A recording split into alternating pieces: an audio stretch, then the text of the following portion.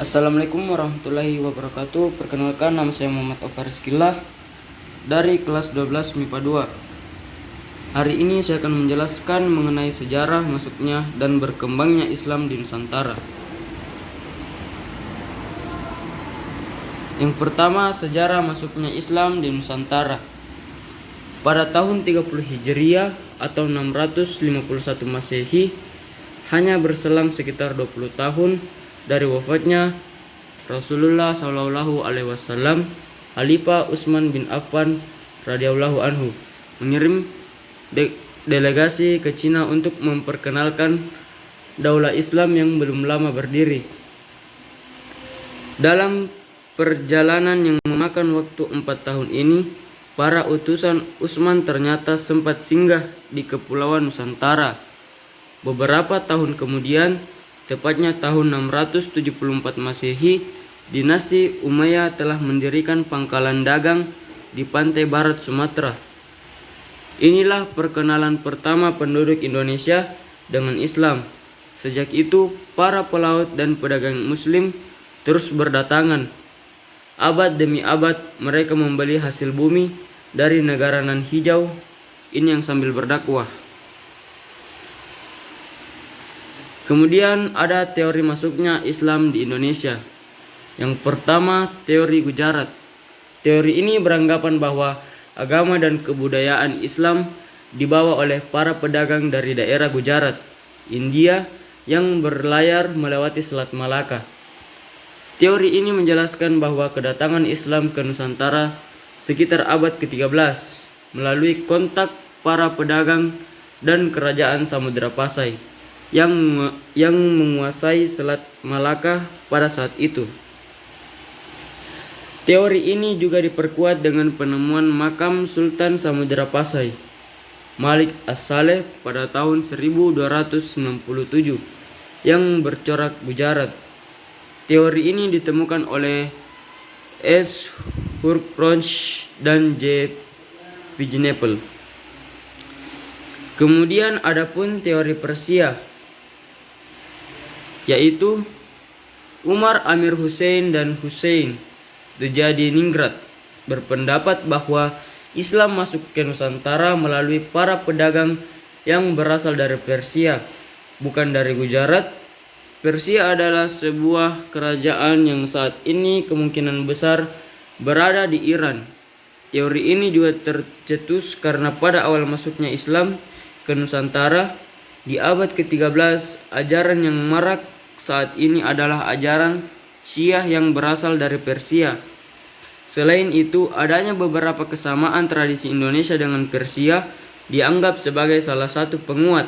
Contohnya adalah peringatan 10 Muharram Islam Persia yang serupa dengan upacara peringatan Tabuik atau Tabuk di beberapa wilayah Sumatera, khususnya Sumatera Barat dan Jambi. Kemudian teori Cina, yaitu lain halnya dengan Slamet Mulyana dan Sumanto Al-Qurtubi. Mereka berpendapat bahwa sebenarnya kebudayaan Islam masuk ke Nusantara melalui perantara masyarakat Muslim Cina. Teori ini berpendapat bahwa migrasi masyarakat Muslim Cina dan Kanton ke Nusantara, khususnya Palembang pada abad ke-9, menjadi awal mula masuknya budaya Islam ke Nusantara. Hal ini dikuatkan dengan adanya bukti bahwa Raden Patah atau Raja Demak adalah keturunan Cina. Penulisan gelar Raja-Raja Demak dengan istilah Cina dan catatan yang menyebutkan bahwa pedagang Cina lah yang pertama menduduki pelabuhan-pelabuhan di Nusantara. Adapun teori Mekkah, yaitu dalam teori ini dijelaskan bahwa Islam di Nusantara dibawa langsung oleh para musafir dari Arab yang memiliki semangat untuk menyebarkan Islam ke seluruh dunia pada abad ke-7. Hal ini diperkuat dengan adanya sebuah perkampungan Arab di Barus, Sumatera Utara yang dikenal dengan nama Bandar Khalifah. Selain itu, Samudra Pasai mazhab yang dikenal adalah mazhab Syafi'i. Mazhab ini juga terkenal di Arab dan Mesir pada saat itu. Kemudian yang terakhir adalah digunakannya gelar Al-Malik pada raja-raja Samudra Pasai seperti budaya Islam di Mesir. Teori inilah yang paling banyak mendapat dukungan para tokoh seperti Van Leur, Anthony H. Jones, T.W. Arnold, dan Buya Hamka. Islam juga sempat menjadi kekuatan yang cukup disegani di Nusantara. Hal ini ditandai dengan munculnya banyak kerajaan Islam yang cukup terkenal dan berkuasa. Selanjutnya kita masuk pada perkembangan Islam di Nusantara, Sumatera, daerah Sumatera. Islam masuk ke Sumatera pada abad ke-7 Masehi, yang pada waktu itu di Sumatera telah berdiri kerajaan Buddha di Sriwijaya sekitar 683 sampai 1030 Masehi, yang menjadikan Islam masuk ke daerah itu sedikit mengalami kesulitan, dan pada waktu itu kerajaan Sriwijaya mendapat serbuan dari India. Maka kesempatan itu digunakan untuk menyebarkan Islam bagi daerah-daerah. Kerajaan-kerajaan Islam juga sangat berperan penting dalam masuknya Islam di Pulau Sumatera. Adapun kerajaan Islam di Sumatera sebagai berikut. Yang pertama, Sumatera, Kerajaan Samudra Pasai. Samudra Pasai adalah kerajaan Islam pertama di Indonesia. Kerajaan ini berdiri sekitar abad 13 Masehi.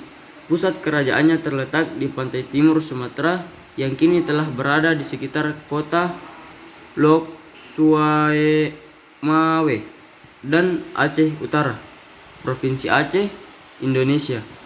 Kerajaan ini merupakan kerajaan Islam yang berkembang dengan pesat dan mencakup semua lapisan mulai dari kaum bangsawan dan para ulebalang atau bangsawan. Kerajaan ini didirikan oleh Merah Silu atau yang biasa disebut dengan Sultan Malikus Saleh sekitar tahun 1285 Masehi. Dia diangkat menjadi raja oleh Sheikh Ismail, yaitu seorang mubalik Islam yang berkedudukan di Mesir. Dalam pemerintahannya, Sultan Malikus Saleh dibantu oleh Seri Kaya Ali Khairuddin Bawakaya, Sidi Ali Hasanuddin, dan Fakin Muhammad mubalik yang berasal dari Mesir. Pada tahun 1267, Sultan Malikus Saleh wafat dan memberikan warisan yang berupa kepemimpinan kepada putranya Malikud Dahir. Kemudian Kerajaan Malaka. Menurut sejarah, kerajaan ini didirikan oleh seorang bangsawan yang masih keturunan Majapahit yang bernama Paramisora. Setelah beliau masuk Islam dan menjadikan agama Islam sebagai agama kerajaan beliau menggunakan nama dengan gelar Sultan Muhammad Shah, dan mulai saat itu Malaka menjadi pusat perdagangan Asia Tenggara dan pusat penyebaran Islam. Dari Malaka, Islam berkembang di Kepulauan Nusantara, bahkan sampai ke Brunei dan Filipina Selatan, Mindanao. Kemudian Kerajaan Aceh. Kerajaan ini merupakan kerajaan yang menjadi pusat pengembangan Islam di Melayu. Kerajaan Aceh juga sering berperang dengan Portugis karena ingin mencegah berkembangnya agama Kristiani di Melayu. Kerajaan ini juga sebagai pendidikan Islam yang akhirnya memunculkan golongan-golongan ulama dan ilmuwan seperti Hamzah Pansuri, Nuruddin Al-Raniri, dan lain-lain. Raja pertamanya adalah Sultan Ali Mukhayat Shah. Kemudian kerajaan ini berhasil memperluas kekuasaan dan menyatukan kerajaan-kerajaan yang ada di sekitarnya. Hampir 2/3 Pulau Sumatera menjadi wilayah Aceh. Pada masa ini juga hidup seorang ulama besar yang bernama Nuruddin Ar-Raniri. Beliau mengarang sebuah buku sastra yang bernilaian tinggi dengan judul Bustanus Salatina atau Taman Raja-Raja. Buku ini terdiri atas 7 jilid berisikan sejarah tanah Aceh dalam hubungannya dengan sejarah Islam. Kemudian kita masuk kepada perkembangan Islam di Nusantara daerah Jawa. Perkiraan masuknya Islam di Jawa Timur tidak lepas dari ditemukannya makam atas nama Fatimah binti Maimun. Makam Islam pertama yang ditemukan di Gresik itu pada tahun 1082. Selain makam Fatimah, ditemukan juga sejumlah makam Islam di kompleks pemakaman Kerajaan Majapahit.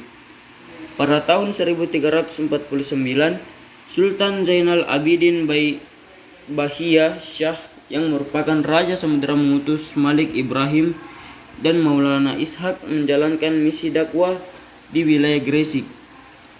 Pada tahun 1415 sampai 1432, Manhuan mengabarkan keberadaan komunitas muslim pertama di Jawa bagian timur.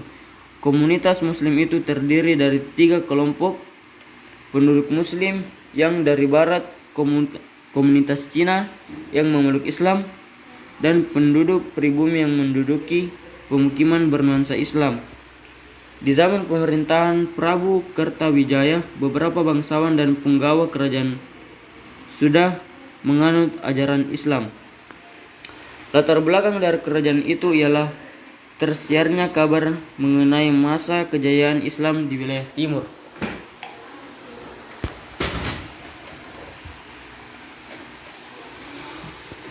Islam berjaya di wilayah Persia, Afghanistan, Pakistan, dan India. Tidak butuh waktu lama melalui pelabuhan-pelabuhan di Jawa. Ajaran Islam lekas menyebar di wilayah Aceh dan Malaka. Perkembangan Islam di Jawa Timur juga tak lepas dari peran Wali Songo. Dari 9 Wali Songo, 5 diantaranya menjalankan misi dakwah Islam di Jawa Timur.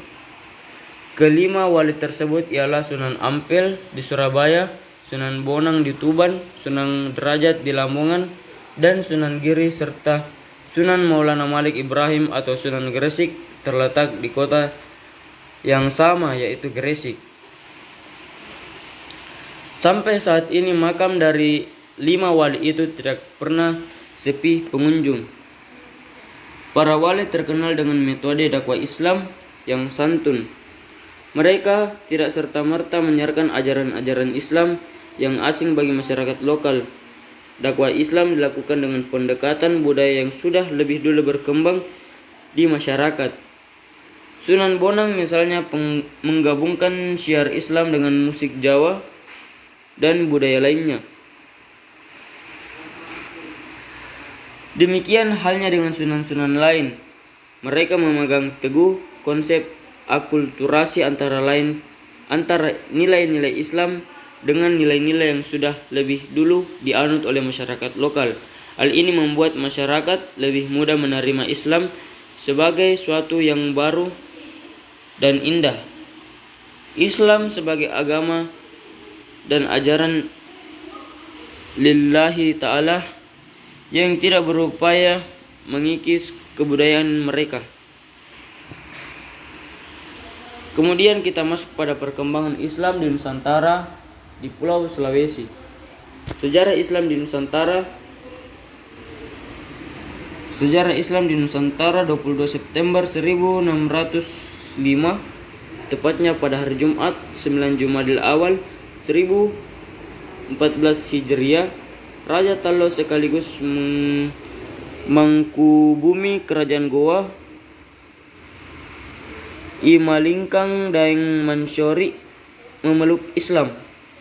Dia mendapat nama Islam yaitu Sultan Abdullah Awalul Islam.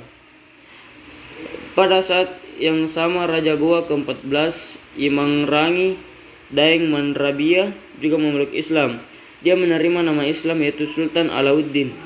Raja Goa dan Raja Tallo memutuskan memilih Islam dan mengundang guru agama dari kota tengah Minangkabau yang berada di Aceh untuk mengajarkan Islam di Sulawesi Selatan.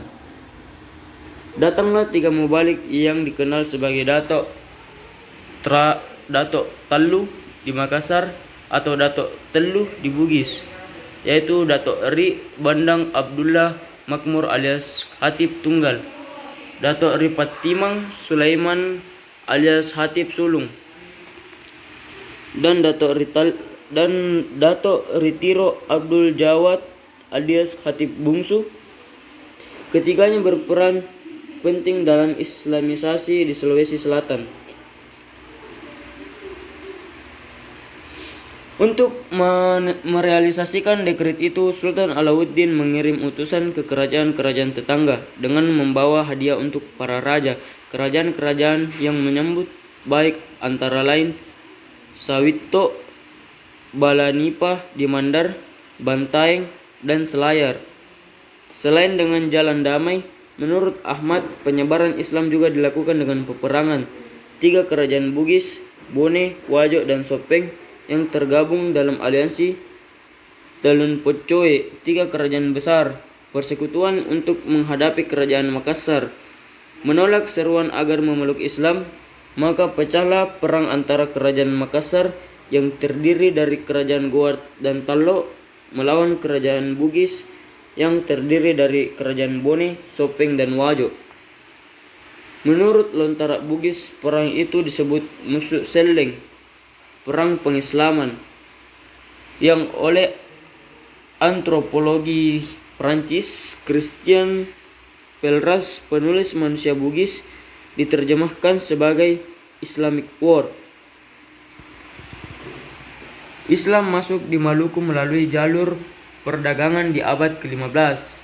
Alasan kenapa Islam masuk lewat jalur perdagangan karena pada awal abad ke-15 Maluku sohor sebagai kepulauan rempah-rempah yang menjadi sasaran para pedagang asing untuk mendapatkan cengkeh dan buah pala. Pedagang-pedagang itu diantaranya dari Asia Arab, Gujarat, Cina, dan pedagang-pedagang Jawa Serat Melayu yang telah memeluk agama Islam. Sheikh Mansur adalah salah satu pedagang dari Arab yang menyiarkan Islam di Tidore pada masa pemerintahan Calono Caliati. Sementara Datu Maulana Hussein adalah salah satu pedagang dari Jawa yang juga berpengaruh dalam penyebaran Islam di Ternate pada masa pemerintahan Kalono marhum. Sementara itu, Portugis menyebut bahwa Islam masuk di Maluku semenjak pelantikan Sultan Zainal Abidin di tahun 1486.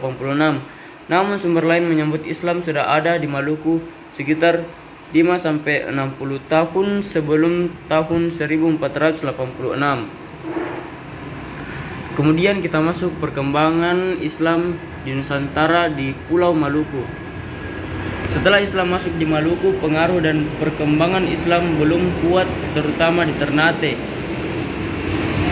Oleh sebabnya Zainal Abidin pergi ke Jawa untuk mempelajari Islam secara langsung dari Sunan Giri. Sunan Giri adalah salah satu ulama atau wali terkenal di tanah Jawa.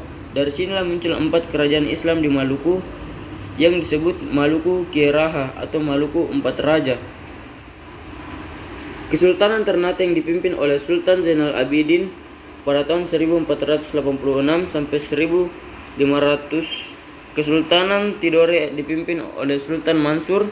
Kesultanan Jailolo yang dipimpin oleh Sultan Surajati. Kesultanan Bacan dipimpin oleh Sultan Kaicil Buko. Penyebaran Islam di Maluku tanpa terkecuali tidak dapat dipisahkan dari kerja keras seorang pedagang sekaligus mubalik asal Jawa bernama Datuk Maulana Hussein. Ia tiba di Ternate pada tahun 1465. Hussein adalah seorang mubalik besar pada masanya. Ia memiliki pengetahuan agama Islam yang luas dan dalam serta pakar tilawah dan kaligrafi Arab. Kemudian kita masuk pada kerajaan Aceh. Kerajaan ini merupakan kerajaan yang menjadi pusat pengembangan Islam di Melayu. Kerajaan Aceh ini juga sering berperang dengan Portugis karena ingin mencegah berkembangnya agama Kristiani di Melayu. Kerajaan ini juga sebagai pendidikan Islam yang akhirnya memunculkan golongan-golongan ulama dan ilmuwan seperti Hamzah, Fansuri, Nuruddin, Al-Raniri, dan lain-lain. Raja pertamanya adalah Sultan Ali Mukhayat Shah. Kerajaan ini berhasil memperluas kekuasaan dan menyatukan kerajaan-kerajaan yang ada di sekitarnya. Hampir 2/3 pulau Sumatera menjadi wilayah Aceh.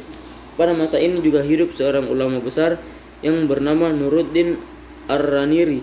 Beliau mengarang sebuah buku sastra bernilai tinggi dengan judul Bustanus Salatina, Taman-Taman Raja. Buku ini terdiri atas 7 jilid berisikan sejarah tanah Aceh dalam hubungannya dengan sejarah Islam. Kerajaan ini merupakan kerajaan yang menjadi pusat pengembangan Islam di Melayu. Kerajaan Aceh ini juga sering berperang dengan Portugis karena ingin mencegah berkembangnya agama Kristiani di Melayu.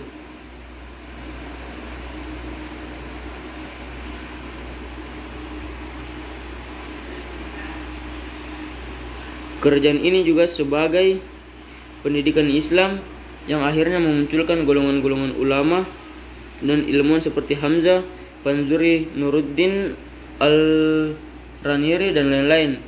Raja pertamanya adalah Sultan Ali Muhayyad Shah. Kerajaan ini berhasil memperluas kekuasaan dan menyatukan kerajaan-kerajaan yang ada di sekitarnya. Hampir 2/3 pulau Sumatera menjadi wilayah Aceh. Pada masa ini juga hidup seorang ulama besar yang bernama Nuruddin Ar-Raniri. Beliau mengarang sebuah buku sastra yang bernilai tinggi dengan judul Bustanus Salatina, Taman-Taman Raja. Buku ini terdiri atas 7 jilid berisikan sejarah tanah Aceh dalam hubungannya dengan sejarah Islam. Sekian dan terima kasih. Lebih kurangnya mohon dimaafkan. Wabillahi taufik wal hidayah. Wassalamualaikum warahmatullahi wabarakatuh.